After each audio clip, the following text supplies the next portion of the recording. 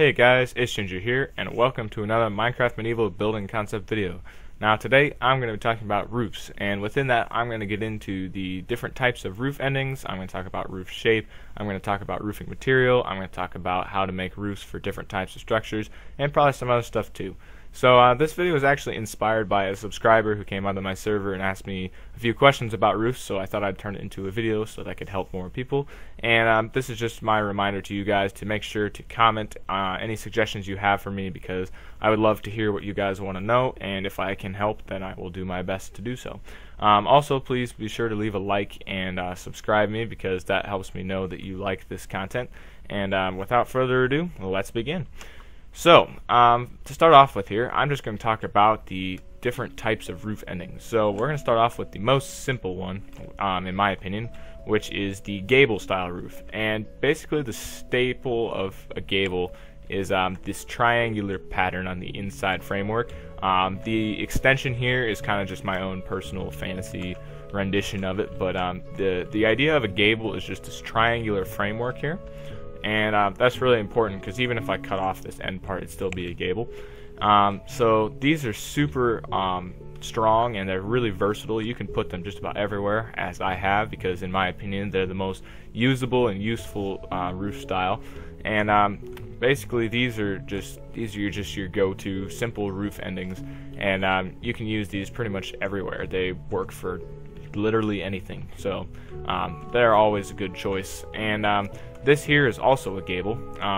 It's the triangular framework, as you can see. It doesn't have to be equilateral. It can be really any triangular shape. It could even be tilted if you really wanted, but I mean, I guess that would mean that the architect messed up, but I suppose they wouldn't have architects in most medieval villages, so it depends on how much realism you want and how much you want it to just look nice. So in my case, I want it to look nice before I want it to be realistic. So this is just kind of what I have. Sorry to go off on a tangent there, but yes. So that is also a gable, and now we're going to talk about the next type, and I'm just going through all these so I can kind of tell you, so I can use these terms later and like use them in a sentence and have it make sense, and it's just good to know the different types. But this is a gambrel style, and basically what that means is it's similar to the gable, but instead of just being a straight triangle like that one was, and going up at the same rate the whole time, the slope actually changes. So initially the slope is 1 right here with these stairs. The slope is 1, and then when it becomes half slabs and it goes up by a half slab, the slope goes to 1/2, and then it goes back to 1 here on the sides. So basically gambrels just have a smaller slope towards the top of the building. And of course you can increase or decrease the rate of decrease as you get towards the top, and mine's a pretty low rate of decrease because I'm not a huge fan of gambrels, and it's just a pretty it could almost look like a gable if you weren't really paying attention. But if you want to build bigger gambrels, then you can of course change that rate. And pretty much gambrels are useful mostly for barns and warehouses and sheds. This particular one is kind of a shed for sort of a lumber processor guy, I guess. And yeah, so that's pretty much where I'd recommend using that. And there's not much practical use in houses unless you're building like a farming type house, or a house maybe on a field possibly. Or if you really like gambrels, you can use them more often than I do, but of course that's up to you because it's your style. Anyways, we're now going to go to hip style, and no, I did not necessarily mean cool, because I'm not a huge fan of this. This is what a hip style roof looks like. I had to build one because I don't really have any cases. But basically it's not a roof ending at all. It just meets at the center point at the top, and this is a pretty strong design. It's got it would be pretty strong and be pretty realistic, really. I mean, they're not going to build fancy that often necessarily, but this is kind of the point where you have to decide whether you want to really go for realism, because if you're going for realism you might see this more. And I never use it, but you might see this quite a bit if you were really going for realism. But if your goal is mostly to make it look nice and have some realism when you can, like that's kind of how I build usually, then I would not recommend using this, just because I don't think it looks that pretty. I mean, you can do some stuff with it, but yeah, so it's just not going to be fancy, and that's kind of how it is. But anyways, so you can use that or not use that at your discretion. And now we're going to go to valley, and a valley is actually not necessarily a roof ending, but really the valley of a roof is just this part here where the roof endings meet, like this line, and then it goes down at kind of a weird angle on this particular house, but it's the center line where the roof endings meet, and these are super important. Unless you have a roof that just goes straight, like this church over here, at least this part of the church that I'm kind of zooming in on, that just goes straight, but even right here it still meets, so that would still be a valley right there. And valleys are just super essential because if you really can't do without them if you have lots of roof endings, and like I do, like I have one right here, and I've got one over here, and these two meet, and they're inevitably going to create a valley. It's kind of blocked by this tower thing too, but you know. But yeah, so I would seriously recommend using those, and you probably won't have a choice if you use gables anyway. So yeah, but that is called a valley. So lastly, we're going to go to dormers, and a dormer isn't necessarily like very big, but it's like a smaller roof ending. Usually it's a window. And this is a great example of a dormer because it's something that's going to be sort of a small attachment to a bigger roof ending. Like the gable of this roof is kind of blocked by this thing that I put in here for fun. But this here would be the gable if you could see it. And then so this would be attached to the side of the gable, and it's just kind of a little like end piece. And you can really throw these in anywhere you've got a blank spot, and that's why they're nice.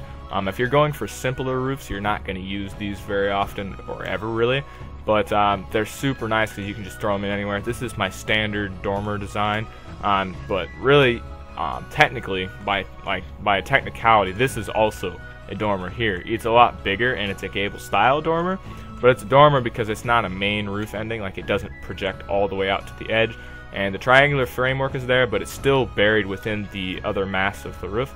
So that would still make it a dormer. It's in the shape of a gable, but it's still a dormer. So this vocabulary isn't necessarily that important to know. It's just kind of interesting. I looked it up and stuff. So, but yeah. And also you can have other shapes of dormers too. Like you can have hip-style dormers, and you can have other types of things if you really want, I guess. But I don't know how you would necessarily make all that look. But yeah, so those are pretty much the roof types.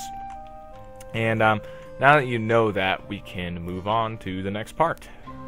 Okay guys, so moving forward here, sorry about this awkward transition, but my recording software stopped about 20 seconds from now, so I decided to just go back to this point because it was the cleanest cutoff point. But anyways, I was about to start talking about chimneys and towers and special adornments that would go on a roof. So I'm going to talk about towers first because I've got the most to say about them. But a tower is a really nice thing to put on a building because first of all, it just looks good, and it has it's tall, and it's just aesthetically pleasing to have one of those here and there on a house. And also another, like the main reason that I use towers on houses at all is because they act kind of like wild cards. You can pretty much take a tower and stick it in a roof, and you then build around the tower. You don't have to design anything within the tower. So that's why my towers are generally fairly large, but that's also to help support a roof like this on top of the tower. But that way you can, if there's a spot on a house where all your roof endings are meeting in one spot and it's just messy and you can't figure it out, that's where you throw in a tower, because that will allow you to not have to worry about those things connecting. You can just show them connecting to the tower instead. And that's just handy because I don't know if this house necessarily needed that or if I just put it in for looks. But in this particular case, this one could have been meeting with this and this at the same time back there, and it could have looked funky. So I might have just said, we're going to put a tower in there. I don't really know, but that's something that I do all the time in a lot of buildings. So that's another really great advantage of a tower. Another wonderful advantage of the tower is that in the distance here, as you can see, most of these houses do not have towers, at least in this particular spot, because I didn't use towers for a little while when I was building this area. But this gets a little bit bland. Not too bad in my opinion, but when you can see a tower in the distance though, or a tower like on one or two of these maybe, I could probably add another, it just looks a lot better because there's a little more variation, and it just looks a little more dynamic than just having all of the same roof types. And you can see some towers over there in the distance, and over there in the distance. That's an actual tower, so ignore that. But like here as well, and of course over there as well. So I mean, just having that here and there is really nice. Now there is one key disadvantage to a tower, and that's really only related to realism. And a tower is just really ridiculous in the sense that it's going to be super expensive and hard to plan. And if you're putting a tower on a regular medieval building, it just wouldn't make sense because it'd be too lush and extravagant, and it would be too difficult to plan. So if you're gonna put a tower on something, you got to remember that it's just not going to be realistic. If it's a normal house, that's whatever. I honestly don't think it's that important.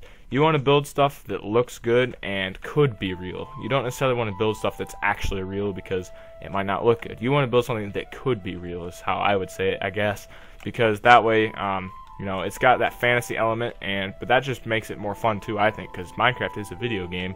You want to use your imagination. You don't just want to build something you see in real life. You want to build something that could be there but isn't necessarily. I don't know. Sorry to go off on a tangent there, but yes. Anyways, moving on to chimneys. I use chimneys pretty similarly to how I use towers, and as far as the chimneys goes, they also are like wild cards. They're a little smaller typically, and my chimneys are a little bigger than some people. Some people just use one block and then cobwebs. I'm not a fan of the cobwebs, but you know, that's personal preference as well. But with my chimneys, a lot of times I don't use them as wild cards though. I just kind of put them somewhere. I will use them as wild cards when I need to, but most of the time I will just have them there. But yeah, and also, fun fact, I did not start out building my city with chimneys, so I actually added a lot of these in. And I could probably add a chimney onto every building, because a lot of them do not have chimneys. A lot of them do, and a lot of them don't. I have not decided if every building really should have a chimney. In my personal opinion, it depends a lot on the climate of the city, and since mine is kind of oak foresty, that's kind of, I don't know how much snow there would be. I guess I kind of have to decide that for myself with my own imagination, of course, but you know. And also another thing you can do with chimneys, I just like doing this. I like putting fire underneath a grate like this. When you look right down and see fire, it's fine. I mean, you can kind of tell that the fire is a little too close to be at the bottom of the chimney, obviously. But I just really like the smoke effect coming up from the chimney. It's just kind of fun. So, yeah, that's pretty much my spiel about chimneys. And also, just another fun fact, this whole island used to be an oak forest, and then I burned it down, and then I built part of my city, and then I felt bad that I burned it down, and that is why I only use oak trees for the most part, because I wanted to restore the oak forest to its former glory. But yeah, so that's a fun fact for you guys. Anyways, though, I want to move on to windows now. I want to talk about how to incorporate windows into a roof. And I kind of already touched on this. I didn't explicitly say it, but dormers are really the answer for that. Because let's just say I want to put in a window on this house. Let's just say right here. For my particular style, it wouldn't necessarily work anyways. But let's just say I wanted to put one right there. I have seen people who just take a window. That's not a window, obviously, but it's a purple wool, so your argument is invalid. I've seen people just take like a glass block and put it in there like that. You really can't do that for a number of reasons. Realistically, it doesn't make any sense, and also it just doesn't look good. If you had a window just sitting there like that, it would be really unstable. It wouldn't, like, if there was any snow on the roof at all, it would probably cave in. It just would not be very strong at all. And also, you don't really want an excess amount of windows. I mean, I have a little more windows probably than a real medieval house would, because I mean they're gonna be they're made of glass, so they're gonna be a little more expensive probably. But the thing with windows also is you want it to be strong. So I'm going to show you guys the dormer because I don't know how to exactly describe it. But this here has wood frames around it, and it's got a little shelter over it so that, you know, like stuff isn't just going to fall into the sill. And that's just nice. And you can have a bigger dormer than that. Obviously, I've talked about dormers already, so you guys kind of know what I mean at this point. But yeah, so that's kind of my spiel about windows as well. And now I want to talk about how to combine like different stuff into things. And the main way to do this is like, again, with the dormers, like you can throw a dormer onto the side of a gable roof like this, or you could throw a chimney onto something like this, a corner, maybe a valley, or you can throw a tower in there as well. But like just having lots of like little bits and pieces, so to speak, you can really just kind of throw those into roofs here and there, and you can create a lot of variation and a lot of style, and you can get rid of blank space all at the same time. So that's really important, and you can really make your you can take your roofs to the next level by doing that. Also, I want to talk now about how close together to build roofs, and this is always a interesting topic because it really varies from person to person. I build them as close together as I can, but not really. I don't combine them together very often or ever, so that kind of means that I don't have them super far away from each other, or I have them kind of far away from each other. But I do have them like nearly touching each other for the most, in a lot of cases, and so I kind of have them as close together as possible without touching. And that's just for my personal style. But the trick with this, guys, is just to pick. If you're building a city, you just want to pick something and go with it. You don't want to have different. You don't necessarily want to have different areas that have different, you know, closer quarters or further quarters. If you have closer quarters, the only reason it would be is if you were making a poorer district, because that's how it would be, or a richer district would have a little less. But for the most part, you just kind of want to go with one distance. So the main thing with that is just to kind of pick for yourself. In a village, they're going to be a little further apart. In a town, they're going to be something like this, because I consider this kind of a town size town. And then in a city, they're going to be closer together even than this, and maybe even touching each other or built into each other. So that's an important thing to keep in mind as well. I also want to talk about variation in roof. This is something I've actually been criticized for a couple of times. Sometimes people think that I don't have enough variation in my roof, and I tend to agree with them for the most part, but I hand build every single roof in the city, and I do that because of this very reason, because my roofs tend to get very, very similar if I'm not careful. That's why I have chimneys in some but not others, and towers in some but not others, and then I have little dormers that I use in some but not others, because otherwise everything just looks the same. And the more little parts that you can throw in, the more detailed it's going to be, and the more variation you're going to end up with.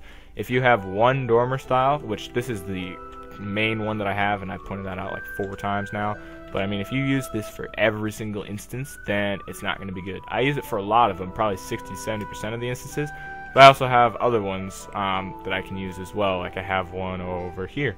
That's a different dormer design that I use occasionally, but not near as often. And that really keeps the variation up, but it stays with the style a little bit better. So that's really important also. And the more variation you have, the less theme and consistency you have, which can be good to an extent. There's really a happy medium is how I would describe it, because with some times you want more variation and sometimes you want less variation. In my case, usually I want everything to look pretty similar because I want there to be a strong theme of architecture. But if you want everything to be a little more unique and have more variation, you might have a little less theme because it doesn't look as related to each other. So that's really up to you to find that happy medium for yourself. I mean, just, you know, I use more theme typically than variation, but that is totally up to you. So with that, you're just going to have to decide for yourself. But I wanted to make sure I covered that and explained how you could do that or adjust that up or down. And lastly, I want to talk about how you can have different types of roofing materials and stuff. So pretty much I only use wood for my roofing materials for my houses anyway. And that is because hay does not have half slabs or staircases, and you really just can't do anything that looks nice without those. And though hay would be way more realistic for poor, I think the wood does a fine job anyways, because wood is probably a fairly common material anyways. I'm not totally familiar with the common materials that would have been used, but I would guess that wood would probably be a one. Yeah. So and also a nice thing with wood is you can adjust the color of it according to where you're at. I use oak because I'm in an oak forest, and I would probably use a different color of wood if I was somewhere else. Or, you know, I could change the colors I could change the type of tree if I wanted. I could do all kinds of stuff that would affect what kind of wood I could do, or I could use. But yeah, and then another thing, sometimes people think I should use more stone in my roofs. I use stone in my keep a lot, as you can probably tell, way more than anywhere else in my city. And I want you guys to realize, from a realism perspective, stone is not necessarily going to be super expensive. It's just super heavy. And if you have that in a roof, like if you have it in a regular roof, you're going to need a lot of support. And I don't necessarily know what that would look like, but it would probably be expensive and difficult to create. So, hello, rain. If you use a lot of stone in your buildings, they're just going to get really heavy and they're going to collapse in on themselves more easily. So you're going to have a large pocketbook. So it would make sense that the keep, where the king would be and the fortress would be, this is pretty lavish, and this dome here is probably extremely heavy, and it's got, I haven't really built framework underneath, but I'm probably going to. It's going to need a pretty intense support system in order to have that much weight and still be up and withstand blows. So that's a really important thing to keep in mind. Sometimes people will add like stone framework to the outside of things, like they'll replace the last stair with stone. I've never been a fan of that, just because if you have stone that's heavy like that, it's just gonna fall right down, because that's just too much gravitational pressure that's gonna bring it down, and that's just not good in my opinion. But again, that's where you have to decide between fantasy and realism, and on that particular case I ended up siding with realism because I think that's important. However, you can again do it as you will. It's entirely up to you. Okay guys, so my recording software stopped working again, but this time I did not get to go back to the place I was just at, so you get even more of an awkward transition. Enjoy. But before we end here, I just want to talk about framework. And framework is actually very important, and I've neglected it for most of this time, but I really only just remembered to talk about it now. And framework is really important because it really lays the foundation for how your roof is going to turn out. If you have a bad framework, it's going to make it that much harder for your roof to turn out well. And if you can't even get the fundamentals together of a roof, then the framework is always the best place to start. So my framework is usually a slightly rectangular but mostly squarish shape, and I use double pillars to kind of bring out parts of it, and I always work in odd numbers because it's just easier. I actually have I have an even numbered method that works, but it's kind of complicated and I'm not going to go into it because it might be a little bit too intense, and this isn't really a framework video. But for roofing though, if you want to get better at roofing, just mess with your framework. Just change it. Even if you don't like it, just change it and try and make a roof out of it, because you can just get really good at roofing and improvising roofs like that if you just have lots of different types of frameworks that you mess with. And that's just a great way to build some skill with that. And also with the framework, if you really want a lot of consistency and less variation, or more variation and less consistency, framework is also the way to start if you're looking for that in your roofs. If you want a really consistent roofing style, you're going to have pretty consistent frameworks. And my frameworks are all pretty similar. I've got probably 5 or 6 basic shapes that I use for normal houses, and they're all similar shapes too. And those 5 to 6 pretty much have allowed me to have pretty much a bunch of different roofs that look very similar but are all different, and that's great for me. That's how I wanted it, and my personal design preference. If you want more variation, you can have more different frameworks, and especially if you start building more rectangular or even L-shaped stuff, that's when you get lots and lots of variation. So that's another great way to control the amount of variation and theme and consistency that you have in your town or city, is just to mess with the different types of frameworks. So that is all now that I have to talk about. Thank you guys for watching and bearing with me here as I ramble. I know that I kind of just kind of made this up by flying by the seat of my pants, but that's how I usually make these. And comment to me if you like me just kind of making up as I go, or if you'd rather me plan everything out more. For the most part, I just talk about what I think is important and what I think I can help you guys understand. And yeah, so just please tell me about that again, because as always, I like to know how you guys want me to present the information. And of course, be sure to comment, rate, subscribe, and have a great day. It happens to be New Year's today, so have a happy New Year and good luck in all of your future endeavors. And without further ado, goodbye.